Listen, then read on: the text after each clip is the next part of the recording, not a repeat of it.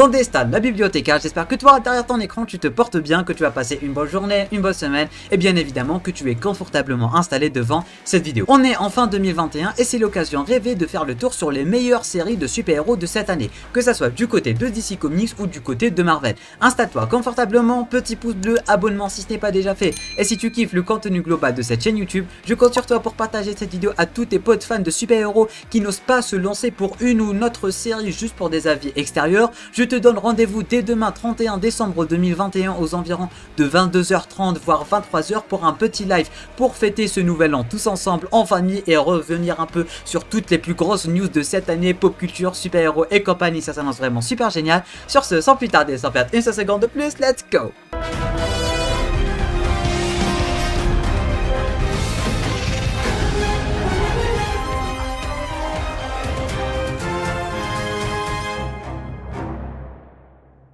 On commence directement par DC Comics et leur toute nouvelle série Superman and Lois. Toute dernière série de la CW avec Tyler Hoechlin qui avait fait déjà maintes apparitions dans le Arrowverse mais qui a été jugé un peu trop vite à cause de ses apparitions dans Supergirl qui avait mine de rien pas plu au grand public, ce qui est totalement normal pour éviter de faire de l'ombre au personnage de Supergirl dans sa propre série.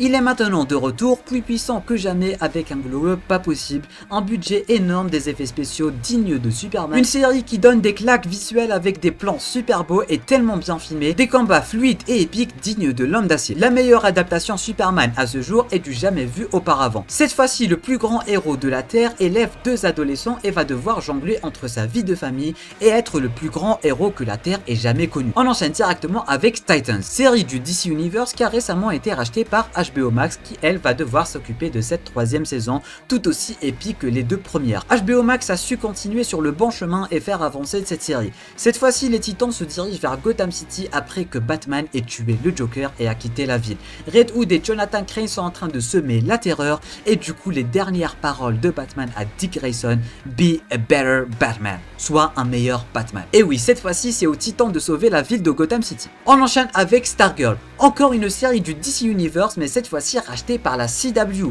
Et contrairement à ce que l'on pensait tous, la qualité de la série n'a pas changé, ce qui est très surprenant, surtout de la part de la CW. Mais tout comme Superman and Lois, la CW a su se surpasser avec des effets spéciaux et visuels épiques, des chorégraphies et combats très attractifs, mais aussi une façon de filmer et une colorimétrie au top qui reflète l'ambiance de cette saison, c'est-à-dire dark, ambiance film d'horreur avec comme Big Bad le diable lui-même, ce qui va leur en faire voir de toutes les couleurs, surtout que c'est des adolescents. On enchaîne directement avec les séries Marvel et vous allez voir que cette fois-ci on va être un peu plus rapide dans la description vu que globalement tout le monde connaît et que la description est plus ou moins la même et que c'est toutes des séries du MCU. On commence directement du côté de WandaVision où on y suivra le personnage de Wanda et Vision après les événements de Avengers Endgame sans vraiment savoir ce qui se passe ni comment ça se passe, avec beaucoup d'énigmes qui poussent les théories à fond. Pourquoi Vision est en vie? Que s'est-il vraiment passé? À vous de les découvrir. Une série Marvel très différente de ce qu'on a l'habitude de voir dans le MCU en général.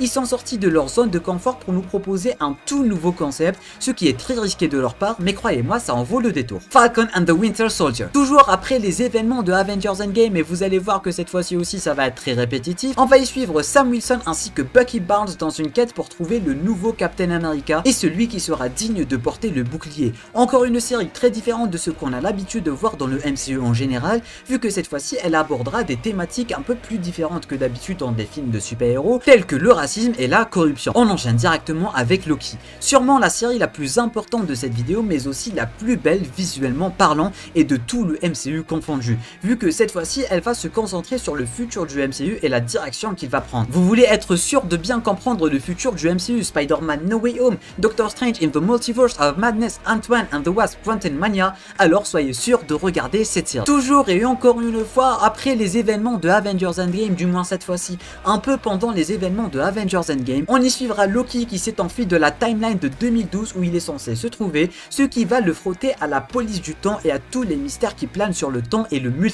Marvel. Franchement une série qui vaut pas mal le détour, très belle visuellement parlant, des acteurs à leur paroxysme, des thématiques vraiment super sympas et en plus de ça elle est pas très longue. On finit cette vidéo mesdames et messieurs avec la série Hawkeye. Encore une fois on y suivra le personnage de Clint Barton aka Hawkeye après les événements d'Avengers Endgame, oui sinon c'est pas drôle, qui va maintenant voir son passé de Ronin le rattraper. Il deviendra le mentor de Kate Bishop et va essayer de régler tout ce qu'il a semé après Infinity War. On est à New York, costume, famille, nouvelle recrue recrues. Cette fois-ci, on est de retour vers le MCU classique et ça fait extrêmement plaisir. C'est la fin de cette vidéo, merci à toi de l'avoir regardée. Si tu as regardé toutes ces séries, n'hésite pas à me dire en bas en commentaire laquelle t'a plu le plus, que ça soit du côté de DC Comics ou du côté de Marvel. Je compte aussi sur toi pour la partager un maximum à tous tes potes qui adorent les super-héros mais qui n'ont potentiellement pas regardé une de ces séries. Petit pouce bleu, abonnement si ce n'est pas déjà fait et si tu kiffes le contenu global de cette chaîne YouTube.